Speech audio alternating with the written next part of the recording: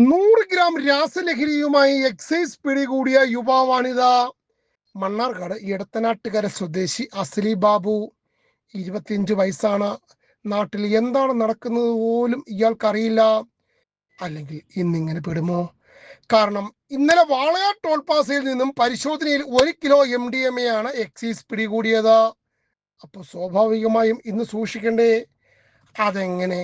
Hybrid കഞ്ചാവ് അടിച്ച് കിറങ്ങിയിരിക്കുമ്പോൾ വാർത്ത നോക്കാൻ എവിടെ സമയം? എടത്തനാട്ടുകരയിലെ മൊബൈൽ ഷോപ്പിൽ ജോലി ചെയ്യുകയാണ്. അവിടുന്ന് കിട്ടുന്ന വരുമാനം ഒന്നിനും തികയുന്നില്ലെന്ന്, അതുകൊണ്ടാണ് ഈ പണിക്ക് പോയതെന്ന്. അതിങ്ങനെയുമായി. എന്തായാലും ഒരാഴ്ചയായി ബംഗളൂരു ഇലക്ട്രോണിക് സിറ്റിയിൽ ചില്ലായതിനു ശേഷമാണ് നമ്മുടെ ആള് വരുന്നത്. ഇനി പിടികൂടിയ രാസലഹരി ആർക്കാണെന്നോ എന്തിനാണെന്നോ അസ്ലി ബാബുവിന് അറിയില്ലെന്ന് പോലും. ബസ് ഇറങ്ങുമ്പോൾ മെസ്സേജ് വരും എന്നാണ് പ്രതീക്ഷിച്ചത്. പക്ഷെ അതിനു മുമ്പ് എക്സൈസുകാർ പൊക്കി. എന്ത് ചെയ്യാം, എല്ലാം വിധി.